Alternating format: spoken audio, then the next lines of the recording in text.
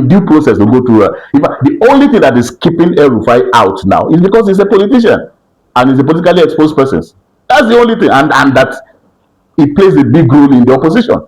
And so the idea that you don't want to fall into the narrative of suppressing or witch hunting the opposition just when elections are around the corner. So it's really like holding the country hostage and ransom. Shouldn't the law supersede? It should. The narrative of witch hunting. Absolutely, it should. But then, politicians will always be very careful about narratives. So that's the point that I'm making, because that's why I made this that I said that, look, if this was an ordinary person that has done this, the person would be in detention right now.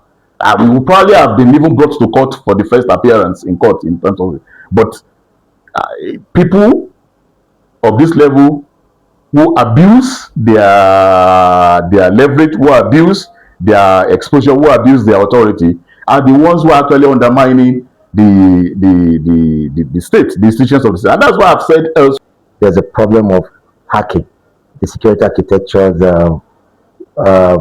phone or lines. What exactly separates Nigeria from surveillance state run by private interest? If a politician of high repute, such as these two examples, can actually penetrate intelligence channels or state security channels, such as this, and someone like El-Rufai, with what he has just done, shouldn't he be prosecuted really by our laws? Let me respond to the last question first. Let's be very clear about this. If an ordinary person, goes on TV, just say an ordinary person or just an activist, who is not a politician, goes on national TV to say that they act the line of the commissioner of police, not the NSA, of the commissioner of police, and that they heard him, he was doing this, and that they have proof. Where do you think that person would be right now? The person would have been picked up. There will be issues around investigations, prosecution around it now, and it would have been legitimate to go through. It would have been due process to go through. In fact, the only thing that is keeping El-Rufai out now is because he's a politician and he's a politically exposed person. That's the only thing, and that he plays a big role in the opposition. And so the idea that you don't want to fall into the narrative of suppressing or witch hunting the opposition just when elections are around the corner. So it's really like holding the country hostage and ransom. Shouldn't the law supersede? It should. The narrative of witch hunting. Absolutely, it should. But then, politicians will always be very careful about narratives. So that's the point that I'm making, because that's why I made this that I said that, look, if this was an ordinary person that has done this, the person would be in detention right now.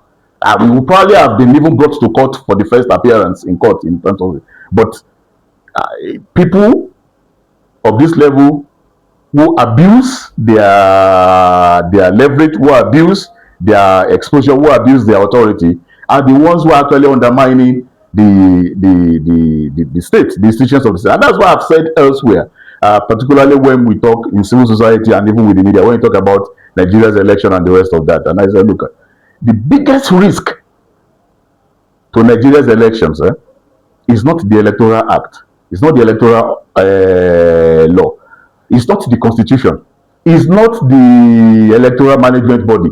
The biggest risk to Nigeria's democracy is the Nigerian politician. Because if we get the Nigerian politician right, then nobody will be deliberately undermined. Politicians in Nigeria actually vote resources, deliberately to undermine political processes. So when people do this, you can see that they are actually the danger. It's not the process itself that is a danger and a threat. It's these people who are actually the danger and who are the threat. And until Nigerians realize this and begin to hold our politicians accountable, begin to separate between the politician and the institution, so that we safeguard our institutions and deal with the individuals and the politicians, we are going to continue to be in problem as we are today. should anybody who admits to this kind of thing, should that person not be prosecuted? Of course, the person should be prosecuted. The only reason why this person is not being prosecuted today is the reasons that I've given you. And again, let us also be clear about one thing. Now, the reason why people like this also do what they are doing, and I think we've had this conversation before, but maybe we can throw a bit more light on it, is that one of the reasons why the Nigerian state, why governance is dysfunctional in Nigeria, appears to be very dysfunctional in spite of uh, good intents of some individuals, and so why sometimes it seems like no matter what you do, nothing is working and nothing is changing. It goes back to these politically exposed persons. We have a ruling political class in Nigeria that, one, does not agree amongst itself, so it does not have a minimum consensus. So there's no national consensus that they are all committed to and loyal to. They are not loyal to Nigeria, they are loyal to themselves, and they are different segments. So Nigeria, and so when you have a majority of political actors this way, it's not as if there are no nationalist Nigerians amongst them, but that we have a majority, you have the playing ground, which is like this.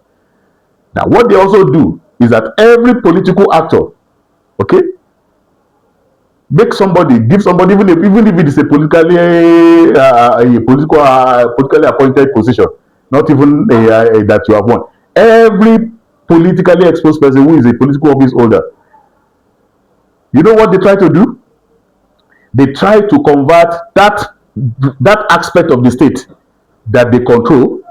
They try to convert it into an instrument for their personal service, not the service of Nigerians. And so you have a state that is therefore that has been, if the Nigerian state was just captured by the ruling class, a ruling class that has a national consensus, it would have even been better. But you have a Nigerian state that has been captured by different segments of the Nigerian ruling class, and so each segment controls different. Each faction of the ruling class controls different segment of the state, and so the state cannot act as a state. So you look at security, you look at this. If people are doing this, by what stretch of the imagination can the state and the security architecture actually act, in a uniform manner? With this scary picture, how then can we have a conversation around democracy and rule of law when certain individuals admit to weaponizing state machinery? For me, the biggest problem with abuse of office is the audacity and the impunity. But impunity grows from where? Impunity grows from lack of response. If people can do things and get away with it, then of course you are laying the foundation for impunity. You are laying the foundation for abuse. But if every action, okay, has a consequence. So if it's a positive action, that's a positive consequence. If it's a negative action, that's a negative. If every action, every choice that we make, if it has consequences, and if some people are not excluded from those consequences, then we'll be able to get it right. And it seems to me like the way the Nigerian state has not been paralyzed, it takes all of us as Nigerians and citizens to start becoming more institution focused than individual focused, and to start protecting Nigeria rather than protecting whichever politician we think we are loyal to. If an institution has been compromised, can we deal with the compromise of that institution? Without, irrespective of the sentiments that we may have. And so that for me is the biggest thing. But this also requires leadership. So citizens are not just going to wake up and do it. It also requires, leadership for that to happen. Where is that leadership going to come from? Some people have to really take the bulls by the horn. At the core of events like this, controversies such as this, is money. The conversation about money springs up again.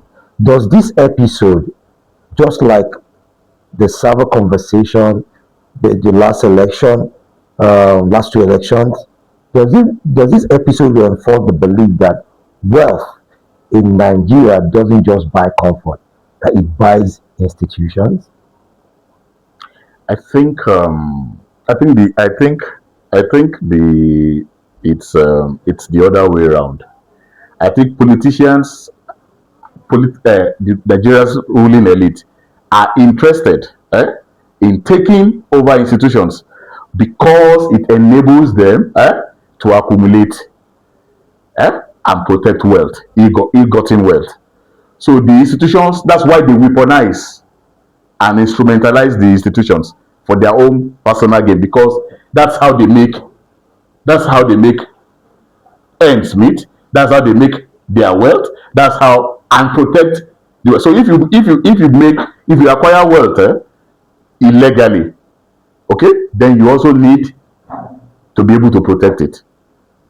So you need the institution not only to acquire the wealth illegally, you also need the institution in order to be able to protect that illegality, which is why you find the politically exposed in Nigeria, they are never outside the corridors of power. Once they are outside the corridors of power, you can actually see a visible decline in their status, in their wealth, in that because that's the only thing that they do, you know. So, and I guess for me that part of what this, I think this is a challenge for two groups or three groups really of citizens. I think that active citizens in civil society, in the media, need to band together and become more politically active.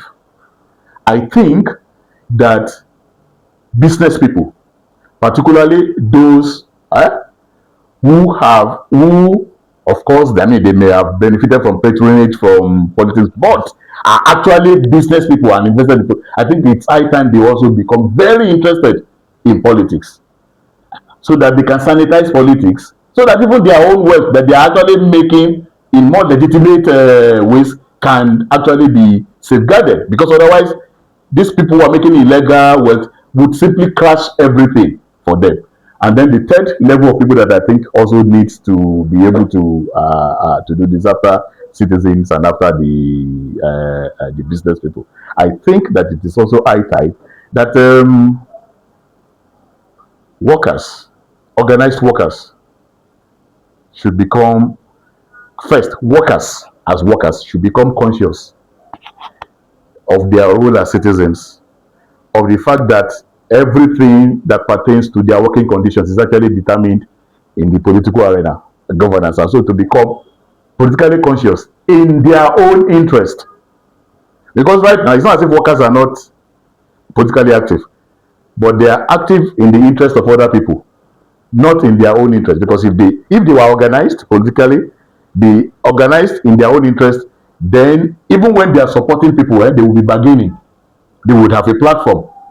So when I say bargaining, they are not bargaining for position. Oh, you give me this thing. They are bargaining in terms of policies. They are bargaining in terms of what we want, direct impact we want on our lives if we give you our support. We need to get to that point, and for me, that's actually the way to save Nigeria's democracy right now.